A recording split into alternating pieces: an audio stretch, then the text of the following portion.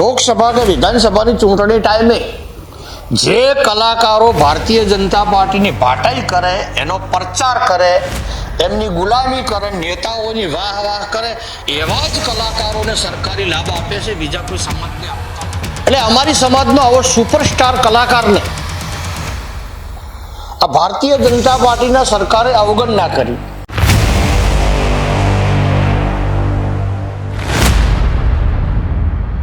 ગાંધીનગરમાં બધી આખો સમાજ ભેગો કરીને અમે સરકારને અલ્ટિમેટમ આપ્યું કે ભાઈ તમે આ ભૂલ કરી વ્યાજબી નથી, તમારે સમસ્ત ક્ષત્રિય સમાજની માફી માંગવી જોઈએ. ગુજરાતની અંદર જાણવા મળ્યું કે આ લોકો પાટીદાર સમાજનો પણ કોઈ કલાકાર બોલાયા નથી, ભરવાડ સમાજનો પણ કોઈ કલાકાર બોલાયા નથી, એસસી સમાજનો પણ કોઈ કલાકાર ના બોલાયો, એસટી સમાજનો પણ કલાકાર ના બોલાયો. એટલે આ લોકો એમના ચોક્કસ લોકોને બોલાવીને સન્માન કર્યું. વિક્રમ ઠાકોર તેમજ ક્ષત્રિય સમાજના તમામ કલાકારો અને અન્ય સમાજના કલાકારોની માફી માગી અને તેમનું સન્માન કરવું જોઈએ. અને જો સન્માન કરવામાં નહીં આવે તો ભવિષ્યની અંદર કડકમાં કડક રાજનીતિ વાળાને સબક શીખવવા માટે સમાજ નિર્ણય લેવાનો છે. ગુજરાતના જાણીતા કલાકાર વિક્રમ ઠાકોરની જે રીતે અવગણના કરવામાં આવી તેને લઈને રોષ પણ જોવા મળ્યો, જેને લઈને અખિલ ગુજરાત ક્ષત્રિય ઠાકોર સમિતિના અધ્યક્ષ નવગણજી ઠાકોર તેઓએ પણ પોતાનો રોષ ઠાલ્યો અને તેઓએ ચીમકી પણ ઉચ્ચારી હતી કે આવા અપમાન સમાજ ક્યારેય સહન નહીં કરી શકે. આજે એચપી ન્યૂઝ ગુજરાતની સ્ટુડિયોમાં નવગણજી ઠાકોર આવે છે, એમને જ પૂછીએ. નવગણજી ઠાકોર છે સ્ટુડિયોમાં. આપનું જે રોષ હતો સમાજને લઈને, સમાજના અપમાન સહન, ગુજરાત સરકારે વિધાનસભાના અધ્યક્ષ દ્વારા ગુજરાતના નામાંકિત કલાકારોને વિધાનસભા જોવા માટે અને તેમને વિધાનસભામાં સન્માન કરવા માટે આમંત્રિત કર્યા. અને એ આમંત્રિત કરેલા મહેમાનોને વિધાનસભાના અધ્યક્ષ શ્રી શંકરભાઈ ચૌધરીએ શાલ ઓઢાડીને દરેકનું સન્માન કર્યું. તેમને લેખિત આમંત્રણ પણ આપ્યું. તેની અંદર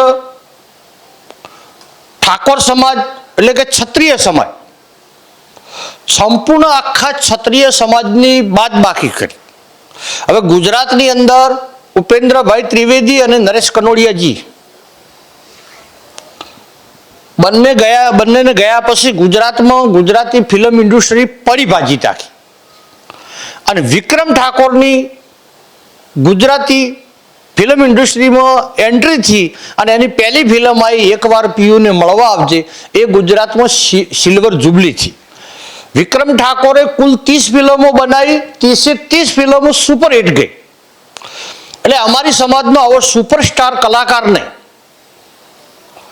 આ ભારતીય જનતા પાર્ટીના સરકારે અવગણના કરી. અને મેં ટીવી ઉપર અને મીડિયાના માધ્યમથી આ જાણ્યું એટલે સૌથી પહેલા ગુજરાતમાં અવાજ ઉઠાવ્યો કે ભાઈ તમે દરેક સમાજના કલાકારોને બોલાવીને આમંત્રિત કરીને સન્માન કરો છો, તો અમારા ક્ષત્રિય સમાજની બાદબાકી કેમ? અને એમાં વિશેષમાં અમારા ઠાકોર સમાજની અંદર વિક્રમ ઠાકોર છે, એવા રાજપૂત સમાજના કલાકારો છે, દરબાર સમાજના છે, કાઠી સમાજના છે, ગરાસિયા સમાજના છે, નારુંદા રાજપૂત સમાજના છે. એટલે સંપૂર્ણ આખા ક્ષત્રિય સમાજની આ લોકોએ બાદબાકી કરી. એટલે એનું અમને દુઃખ થયું અને સરકારને ગાંધીનગરમાં બધી આખો સમાજ ભેગો કરીને અમે સરકારને અલ્ટિમેટમ આપ્યું કે ભાઈ તમે આ ભૂલ કરી વ્યાજબી નથી, તમારે સમસ્ત ક્ષત્રિય સમાજની માફી માંગવી જોઈએ. અને તેની પછી ગુજરાતની અંદર જાણવા મળ્યું કે આ લોકો પાટીદાર સમાજનો પણ કોઈ કલાકાર બોલાયો નથી, ભરવાડ સમાજનો પણ કોઈ કલાકાર બોલાયો નથી, એસસી સમાજનો પણ કોઈ કલાકાર ના બોલાયો, એસટી સમાજનો પણ કલાકાર ના બોલાયો. એટલે આ લોકો એમના ચોક્કસ લોકોને બોલાવીને સન્માન કર્યું. અને છેલ્લા 10-15 વર્ષથી તમને ટીવી મીડિયા વાળાને તો કદાચ ધ્યાનમાં હશે કે ગુજરાત સરકાર દર વર્ષે ગુજરાત ગૌરવ એવોર્ડ આપે છે. તો આ ગુજરાત ગૌરવ એવોર્ડ છેલ્લા 15 વર્ષથી 6 થી 7 જણાનો જે ફિક્સ નોમ કરેલો છે એના જ લોકોને આપવાનો, બીજા કોઈ કલાકારને આપવામાં આવતો નથી. ગુજરાતનું કલા બોર્ડ ચાલે છે, તેની અંદર ખરેખર તો જે કલાકારો હોય ચેરમેન હોવા જોઈએ, વાઇસ ચેરમેન હોવા જોઈએ, ડિરેક્ટર પણ એ હોવા જોઈએ. તેની જગ્યાએ એમના પાર્ટીના મળતિયા હોય ને એમના ચોક્કસ દલાલો હોય એમને નિમણૂક કરવામાં આવે છે. અને ખાસ લોકસભા કે વિધાનસભાની ચૂંટણી ટાઈમે જે કલાકારો ભારતીય જનતા પાર્ટીની ભાટાઈ કરે, એનો પ્રચાર કરે, એમની ગુલામી કરે, નેતાઓની વાહ વાહ કરે, એવા જ કલાકારોને સરકારી લાભ આપે છે, બીજા કોઈ સમાજને આપતા નથી. એટલે ખરેખર જે બિન રાજકીય કલાકારો છે કે કોઈ પાર્ટીનો, કોંગ્રેસનો પણ પ્રચાર નહીં કરતા, ભાજપનો પણ પ્રચાર નથી કરતા, એવા સર્વ સમાજના કલાકારોને નુકસાન થાય છે. એટલે ખરેખર આ દુઃખદ બાબત છે. અને ગુજરાત સરકારને એક સમાજના લીડર તરીકે, ક્ષત્રિય સમાજના આગેવાન તરીકે હું અલ્ટિમેટમ આપું છું કે ભાઈ વહેલી તકે વિક્રમ ઠાકોર તેમજ ક્ષત્રિય સમાજના તમામ કલાકારો અને અન્ય સમાજના કલાકારોની માફી માગી અને તેમનું સન્માન કરવું જોઈએ. અને જો સન્માન કરવામાં નહીં આવે તો ભવિષ્યની અંદર કડક રાજનીતિ વાળાને સબક શીખવવા માટે સમાજ નિર્ણય લેવાની છે. નવગણજી, આજે એક વાત સામે આવી છે કે વિધાનસભાના અધ્યક્ષ તેઓ એવી પણ વાત કરી છે કે ફિલ્મના જે કલાકારો જે છે તેઓનું સ્વાગત હવે કરવાનું છે. એટલે કે આ મૂળ ગાયક કલાકારોના સ્વાગત થયા છે, ફિલ્મકારોનું સ્વાગત હવે થશે. ક્યાંક ને ક્યાંક આ જે વિવાદ છે તેને ડામવાની વાત છે. આમાં કોઈ વિવાદનો પ્રશ્ન જ નથી, કોઈની બાદબાકીનો પ્રશ્ન નથી, કોઈની અદેખાઈ નથી, કોઈની ઈર્ખા નથી. વાત એવી છે કે ગુજરાતની અંદર સર્વ સમાજના કલાકારો, જે લાયક કલાકારો છે, જેમની ગુજરાતમાં નામ છે, ગીતકાર હોય, ફિલ્મ નિર્દેશક હોય, પિક્ચરનો હીરો હોય, સાહિત્યકાર હોય, રેગડી કલાકાર હોય, કે જે કોઈ કલા ક્ષેત્રે કામ કરતા હોય એવા તમામ લોકોને સરખો ન્યાય મળવો જોઈએ, એ જ અમારી માંગ છે.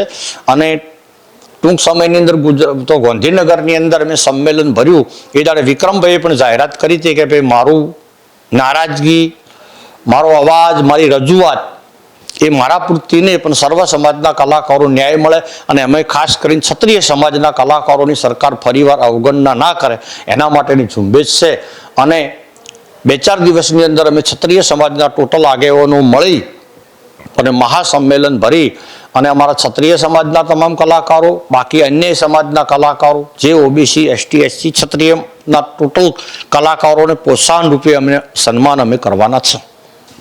સમાજની વાત આવે તો નવગણજીને આ કેમ તલવાર ખેંચવી પડી રહી છે? કેમ સમાજના નેતાઓ આગળ નથી આવી રહ્યા? એની પાછળ શું કારણ? હવે બીજા અન્ય પ્રશ્નો કોઈ ઉપસ્થિત છે જ નહીં. આ સીધી એક જ વાત છે શોર્ટકટમાં કે સરકારની ગુણ દોષનો નિર્ણય ચોક્કસ સમાજો પૂરતો છે, ચોક્કસ લોકો પૂરતો છે અને ચોક્કસ વર્ગને ખુશ કરવા માટેની સરકારની રણનીતિ છે. એ અમે ખુલ્લી પાડીશું અને સરકારને ફરીવાર મૂકવું છું કે ભાઈ સૌનો સાથ, સૌના વિકાસની વાત કરતા હો તો સરકારના દરેક કાર્યક્રમની અંદર સર્વ સમાજના કલાકારોને જોડવા પડે. તમને કદાચ ખ્યાલ હશે, વાઇબ્રન્ટ નવરાત્રિ હોય, રણ ઉત્સવ હોય, પતંગ ઉત્સવ હોય, કાંકરિયાનો પ્રોગ્રામ હોય, કે જે કોઈ વિદેશી મહેમાન આવતા હોય, ડાયરા થતા હોય, એની અંદર જે ફિક્સ કરેલા કલાકારો હોય એમને જ બોલાવવામાં આવે છે. ખરેખર જે જિલ્લામાં પ્રોગ્રામ હોય એ જ જિલ્લાના કલાકારોને આગળ લઈ જવા જોઈએ અને સર્વ સમાજના કલાકારોના પ્રત્યે સરકારને ધ્યાન આપવું જોઈએ. આમાં રાજનીતિ કરવી ના જોઈએ, વાલા દવાલાની નીતિ ના કરવી જોઈએ. સૌનો સાથ, સૌના વિકાસની વાત કરતા હોય તો સર્વ સમાજને સાથે લઈને સર્વ સમાજના કલાકારોના હિતનું સરકાર વિચારે, એવી મારી માગણી છે. બસ. નવગણજી, છેલ્લો સવાલ એ છે કે જો આવનાર સમયમાં પણ આ પ્રકારની કોઈ ઘટના સામે આવશે તો તમારા તરફથી કેવી કાર્યવાહી કરવામાં આવશે? વિશેષમાં શું, વિશેષ કંઈ કહેવા માંગતો નથી. ટૂંક સમયની અંદર અમારા ગાંધીનગરમાં આખા ક્ષત્રિય સમાજના ગુજરાતના આગેવાનો મળવાના છે બિન રાજકીય રીતે. એમાં કોંગ્રેસ, ભાજપનો કોઈ આગેવાન સામેલ રહેવાનો નથી અને બિન રાજકીય આગેવાનો મળીને જે નિર્ણય લે એ જ અમે કરીશું. આ હતા નવગણજી ઠાકોર. જણાવી રહ્યા છે કે આવનાર સમયમાં સમાજના આગેવાનો ભેગા થવાના છે અને આગળનો નિર્ણય જે છે તે સમાજના આગેવાનો સાથે બેસીને કરવાના છે. હવે જોવાનું કે આવનાર સમયમાં ઠાકોર ક્ષત્રિય સમાજનું રૂપ અને રંગ અને તેવર કેવા પ્રકારના જોવા મળી રહ્યા છે. Harshad Pancholi, HP news Gujarat, Patan.